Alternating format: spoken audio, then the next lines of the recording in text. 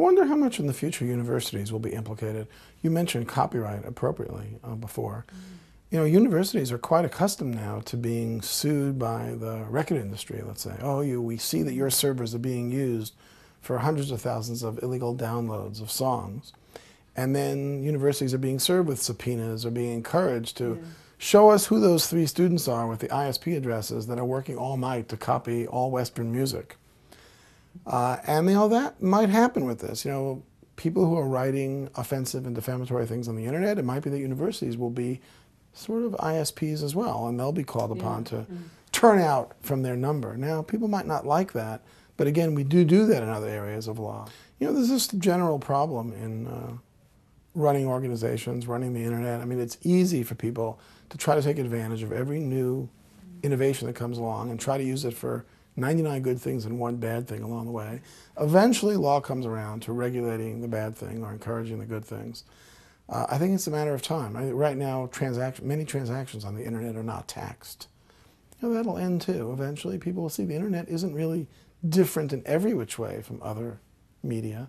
And I think that's what will happen to defamation law as well. And we just have to figure out what the right solution is for each level of the internet. So one proposal that Brian Leiter makes is that website providers would have legal liability for the defamatory material that they post, but he says, look, it's not reasonable to think that Google would have that because it's just too big. They can't monitor everything. So for Google, a different remedy. So we'll have notice and takedown. And they ought to have some system of dealing with complaints, as we do in copyright now.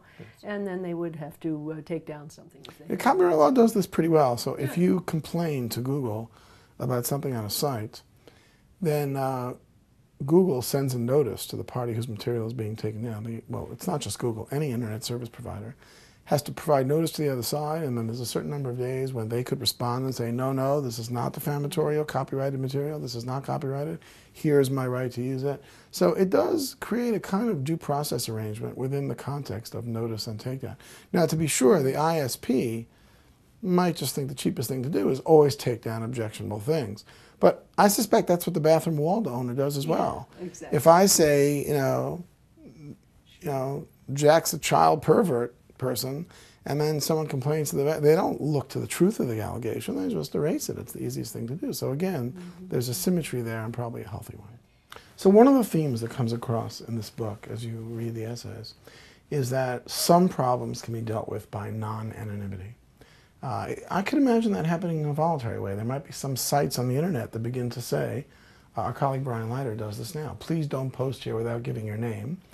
And of course, it's possible that people can post. I could post saying I'm Martha Nussbaum, but he might be able to figure that out pretty quickly as the manager of the site, of the website, as the blog master, if you will.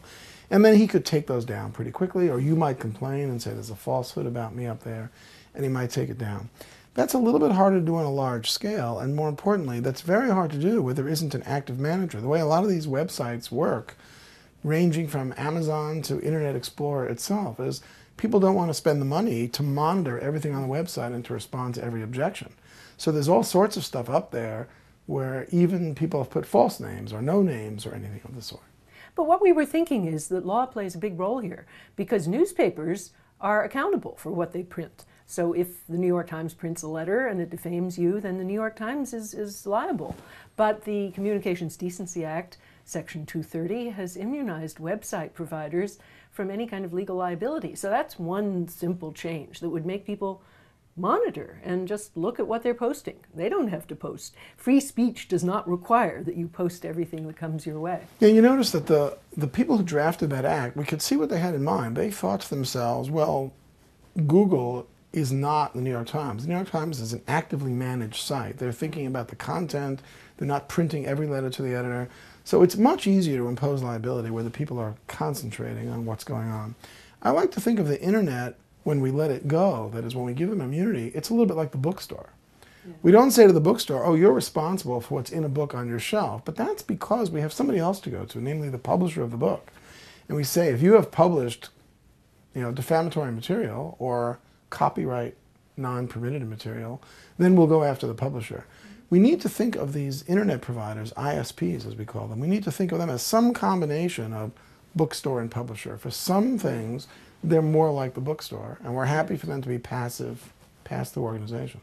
Yeah, and when you mentioned copyright, well, the fact is we have a lot more protection for infringement of copyright than we do for invasion of privacy or defamation right now on the internet. And so what we thought is that the time had come to bring together a group of experts who included not just the usual internet scholars, who do tend to be a very libertarian, let it all hang out group, but people who work on free speech, people who work on feminism, who are really worried about these infringements on women's security and privacy, people who work on reputation, and people who have an economic approach, who can think about how to analyze this in law and economics terms.